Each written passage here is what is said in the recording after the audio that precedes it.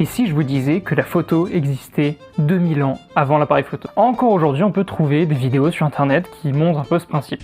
Hold together like that and have a look on the ceiling and you'll actually see a color image of the outside world projected inside your room. Ça peut paraître fou, mais c'est en 400 avant Jésus-Christ que Moses, Salut tout le monde, c'est Moziman. non, pas ce Moses-là, découvre cet effet assez atypique. C'est grâce à Aristote, en 320 avant Jésus-Christ, qu'on commence à voir un peu ce principe. C'est Al-Haytham qui explique ce principe un peu plus en détail en 1021. Son utilisation s'est beaucoup démocratisée pendant la Renaissance dans les années 1500-1600. On a notamment Vermeer qui l'utilisait pour ses tableaux. Et le dernier DLC qu'on peut avoir sur ce genre de technologie nous vient en 1800, où Niepce fixe l'image retournée. Cet effet est très intéressant parce qu'il est naturel. On peut le retrouver un peu partout, comme le montre cette vidéo.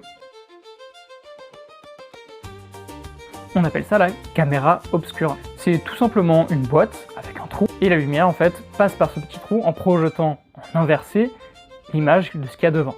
Pourquoi l'image est inversée? Tout simplement parce que les rayons de la lumière vont en ligne droite. Donc on a par exemple, suivant ce petit schéma, ceux qui viennent de droite arrivent à gauche, et ceux qui partent de gauche arrivent à droite. C'est tout simple. Cette optique a un problème.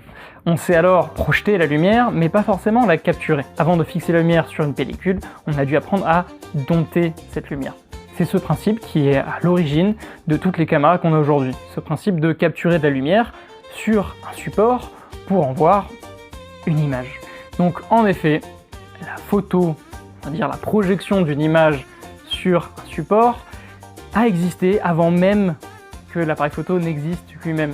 Ça nous montre aussi que l'humain s'inspire étrangement beaucoup de la nature pour tout ce qui est technologie. N'hésitez pas à mettre en commentaire s'il y a d'autres petits fun facts historiques sur la photo que vous voulez voir ou des questions tout simplement.